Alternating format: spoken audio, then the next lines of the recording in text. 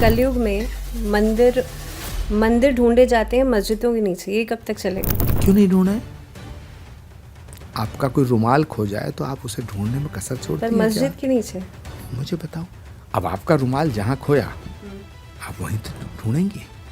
अभी मुक्तेश्वरानंद जी क्या शंकराचार्य हैं? देखिए, शंकराचार्य होने का और ना होने का फैसला शंकराचार्य करता है। कांग्रेस से तो आपके संबंध बहुत अच्छे थे, फिर आपने कांग्रेस क्यों छोड़ी? वैसे तो इसका सीधा साधा सिंपल सा जवाब दूं, छोड़ आए हम वो गलियां, एक ऐसी आरजू में जो कहीं सुनी ना जाए, एक ऐसी आरजू में जो कहीं सुनी ना जाए, वहां उम्र काट आए जहां सांस ली ना जाए।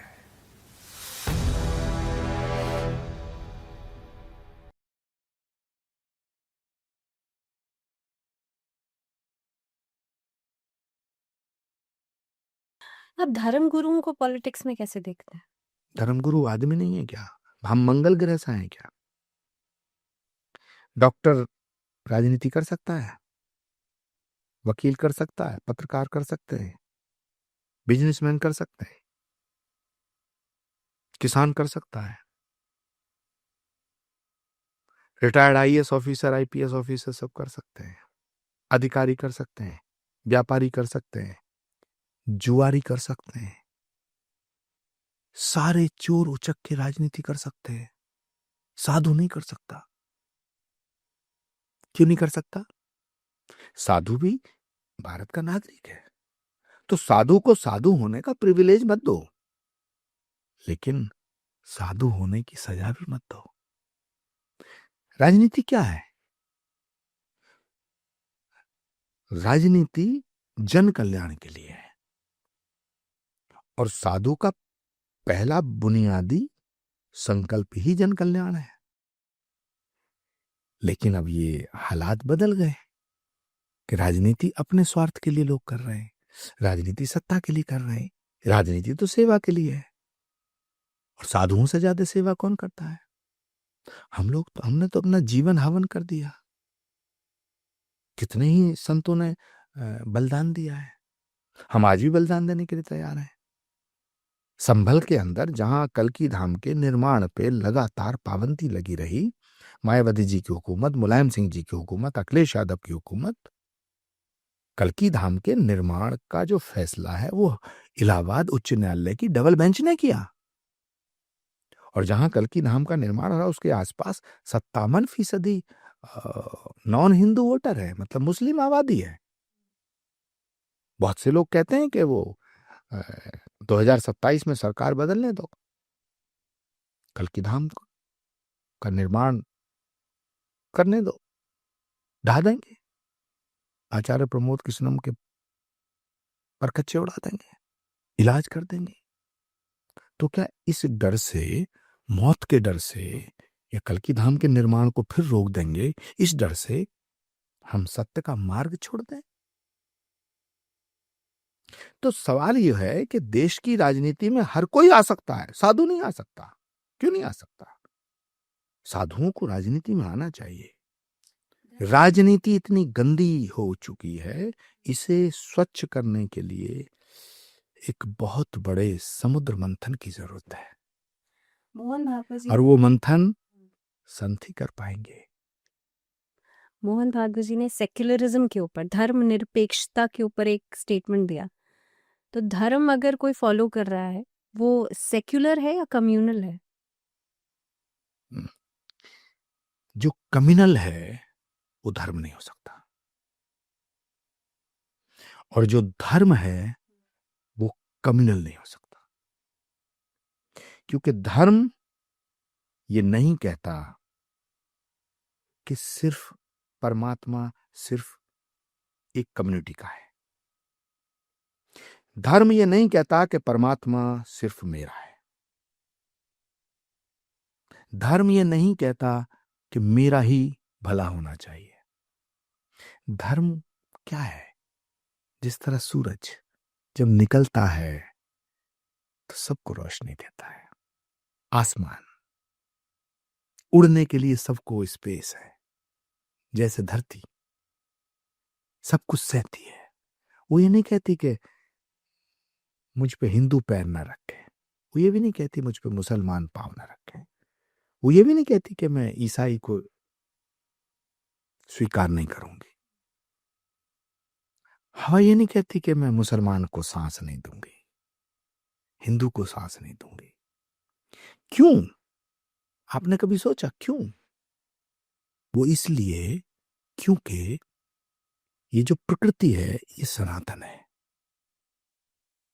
और दुनिया का सबसे बड़ा, सबसे बड़ा, सबसे पुराना, या यूं कहिए यदि दुनिया का कोई धर्म है तो वो सनातन है। क्योंकि सनातन किसी आदमी के द्वारा नहीं बनाया गया, मेड बाय ह्यूमन नहीं है, ये मेड बाय नेचर है, प्रकृति प्रदत्त धर्म है सनातन। इसीलिए सनातन भेदभाव नहीं करता।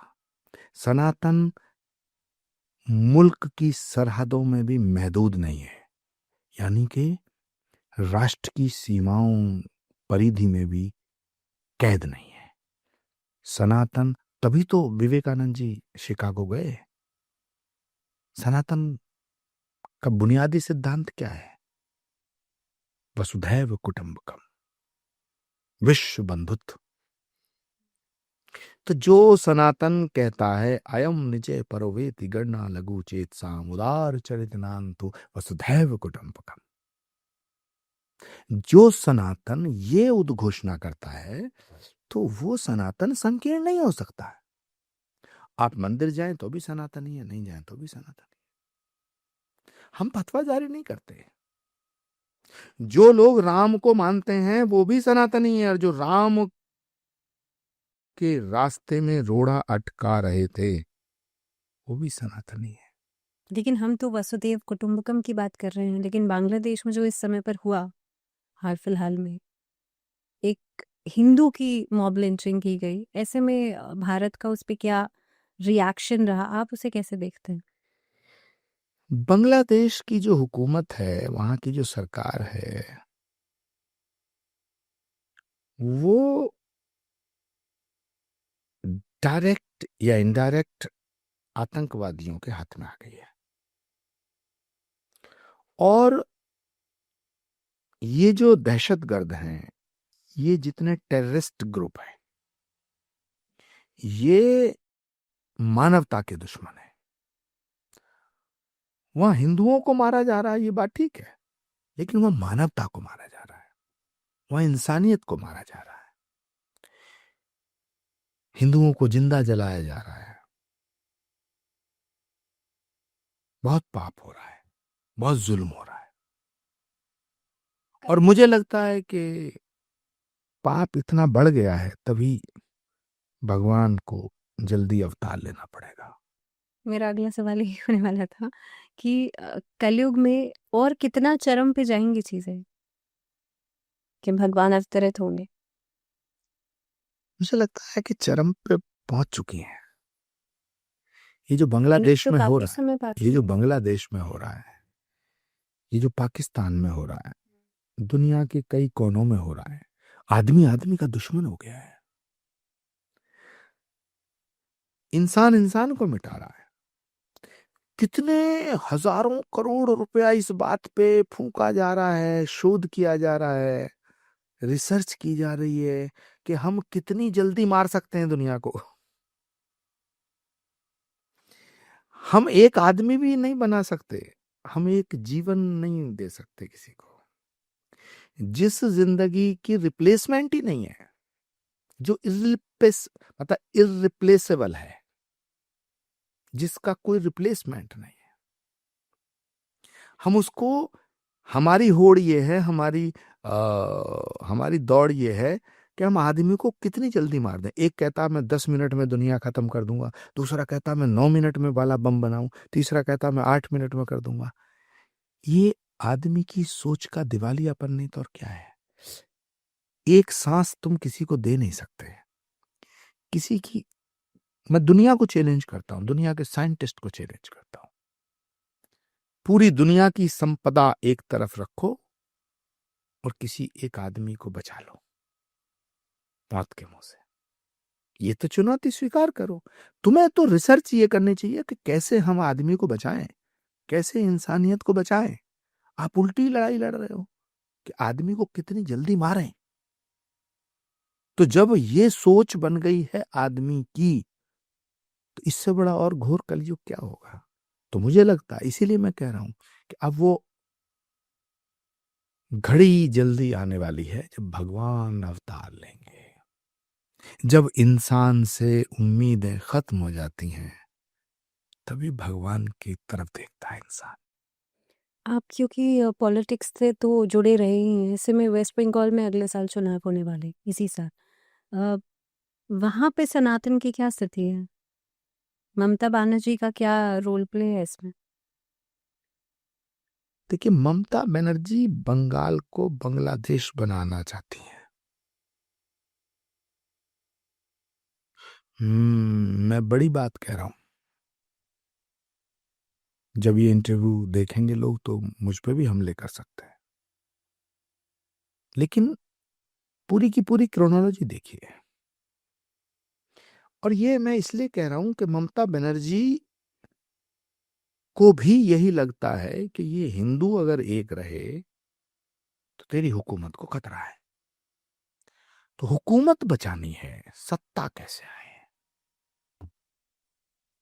जिन्ना को जब ये लग गया कि यार देश तो आजाद हो गया लेकिन इसका प्राइम मिनिस्टर तो नहीं बनेगा,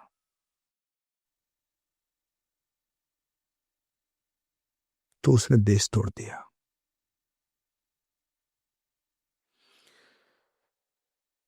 और जिन्ना नमाज नहीं पढ़ता था, शराब भी पीता था, सिगरेट बहुत पीता था, इस्लाम के किसी भी कानून को, किसी नियम को फॉलो नहीं करता था, लेकिन वो कायदे आजम बना। सियासत का कोई भी लेना देना धर्म और धर्म की किताब से नहीं होता है। जो आदमी मुसलमान ही नहीं था वो कायदे आजम बना। ऐसे ही वर्तमान में जो लोग देश में सियासत कर रहे हैं, पॉलिटिक्स में हैं, इन्हें ऐसा लगता है कि ये हिंदुओं की जो एकता है ये अब तुम्हें सत्ता से दूर रख रही है। तो तुम्हें अगर सत्ता पानी है तो डिवीजन करना पड़ेगा। वो डिवीजन कम्युनिटी का हो या कंट्री का। तो ये सारे के सारे लकड़बग्घे जितने भी हैं ये देख रहे हैं कि इस देश को यदि तोड़ना भी पड़े और उस टूटे हुए टुकड़े के तुम प्रधानमंत्री बन जाओ। ये बड़ी गहरी बात कह रहा हूं, बड़ी गंभीर, बड़ी गहरी साजिश है इसमें। इसमें चाइना, अमेरिका, इंटरनेशनल एजेंसियां शामिल हैं। बहुत पावरफुल कंट्री था USSR, union of Soviet socialist Republic. रात को जब सोए तो यूएसएसआर कितने टुकड़े हुए। ये जो कॉन्स्पिरेसीज होती हैं, ये जो षड्यंत्र होते हैं, ये एक दिन में नहीं पकते, होते रहते हैं, होते रहते हैं। तो मुझे ऐसा लगता है कि जिस तरह जिन्ना ने एक सपना देखा, ख्वाब देखा, वो पूरा हुआ। पाकिस्तान भारत ही तो, लाहौर तो भारत का हिस्सा है। देश की जब आजादी की लड़ाई लड़ी जा रही थी तो लाहौर, पेशावर, रावलपिंडी सब में क्रांति क्रांति क्रांति, वंदे मातरम, इनकलाब जिंदाबाद। शहीद आजम भगत सिंह को तो फांसी हुई लाहौर में। उस वक्त अगर कोई ये कहता कि यार ये देश तोड़ने की बात कर रहे हैं तो वो समझ में नहीं आती, लेकिन देश टूटा। ढाका भी भारत का हिस्सा है। तो आज मैं जो बोल रहा हूं ये लगेगा कि अरे यार ये तो बहुत हवा में तीर मार रहे हो, नहीं, उसी डायरेक्शन में ये लोग जा रहे हैं। उसी का नतीजा है कि ममता बनर्जी वेस्ट बंगाल में जो कर रही हैं, आप बाबर के नाम पे मस्जिद बनाओगे? बाबर कौन था? बाबर ने किस पे हमला किया? इस देश पे। किसको लूटा? इस देश को। आप मस्जिद बनाओ, एक नहीं 100 बनाओ।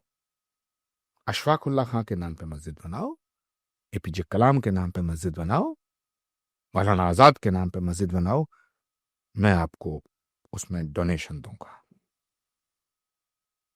और मैं ही नहीं, हजारों हिंदू उसमें डोनेट करेंगे।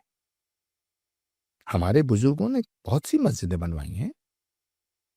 हम दूसरे धर्म का सम्मान करते हैं, एहतराम करते हैं, लेकिन आप देश के दुश्मनों के नाम मस्जिद बनाएंगे, डंके की चोट पे बनाएंगे, ममता बनर्जी की इशारे पे बनाएंगे? ये तो ठीक नहीं है, ये तो देशद्रोह है।